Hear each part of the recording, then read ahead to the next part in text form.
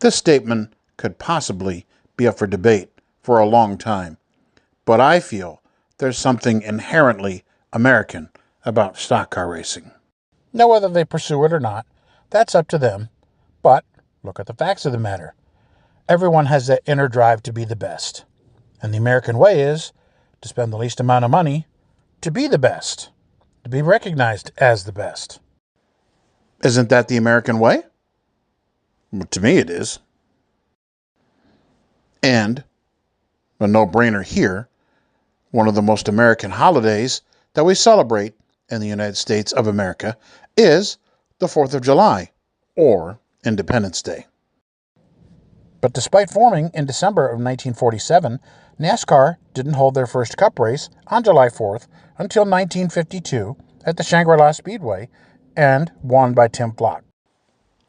Big Bill must have thought it was a good idea, because he ran on July 4th the next 2 years at Piedmont Fairgrounds, which was taken by Lee Petty, and then at Asheville-Weaverville, won by Herb Thomas, and only skipped 1 year in 1955, and then had 3 straight years of running on Independence Day at the Raleigh Speedway, and those races were won by Fireball Roberts, Paul Goldsmith, and in 1958 by Fireball Roberts again.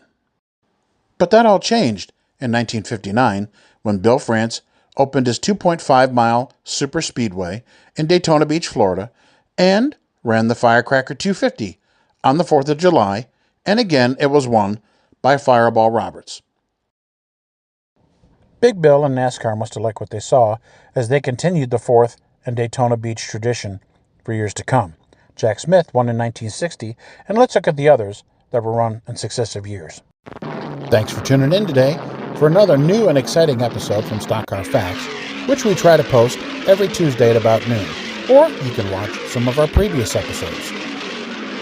Here at Stock Car Facts, we would really love to recreate the race day sights, smells, and sounds that we first experienced for ourselves in 1974 at Michigan International Speedway.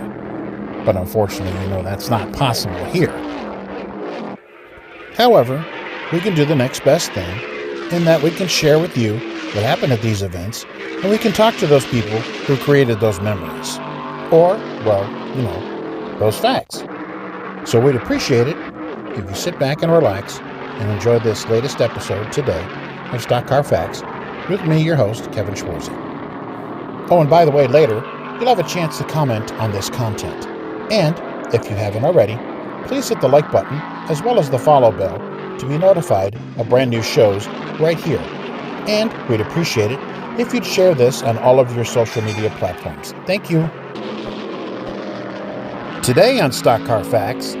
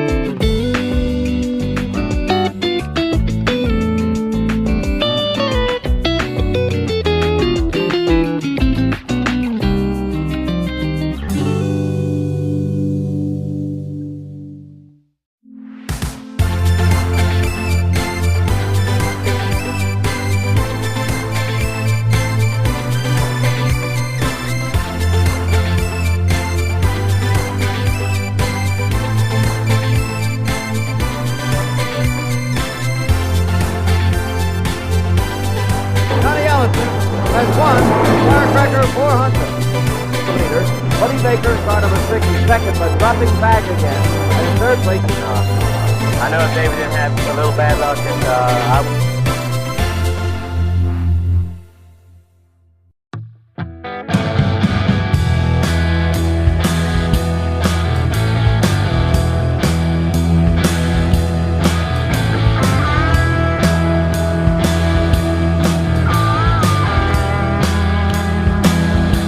It was a hot one, wasn't it? Yes, it was, Chris, and especially the last 5 laps opened up.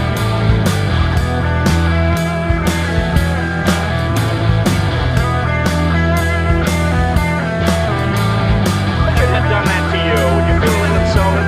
Don't be doing that to me out of Oklahoma State, rather.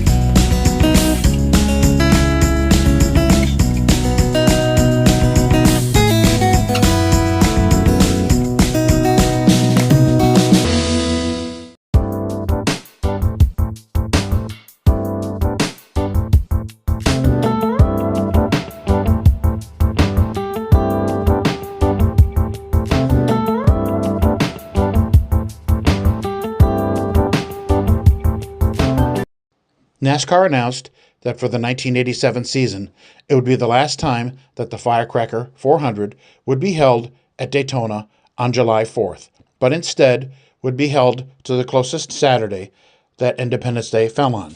So the next time that the race was at Daytona was in 1992 and 2009. In 2021, NASCAR held its 38th and final, well, up until this point, race on 4th of July weekend, and that was in Road America in Wisconsin. Let's let the winner that day, Chase Elliott, lead us out of the program, and thanks for watching. Appreciate y'all coming out. Thank you for spending your 4th of July with us.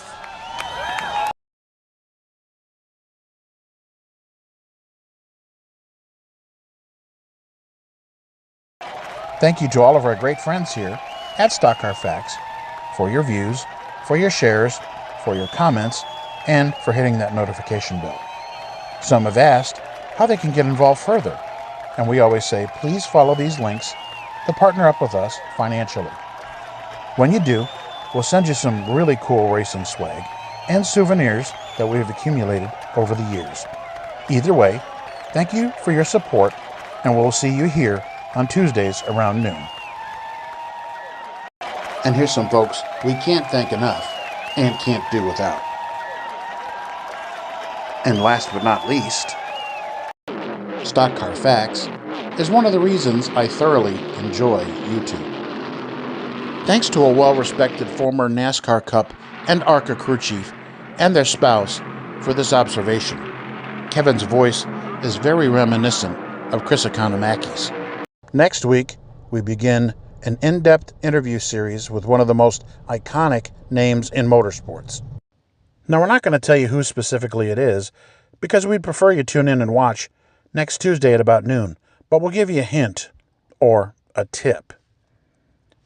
In preparing for this interview, we don't feel that we had to wing it. That should be enough. See you next Tuesday.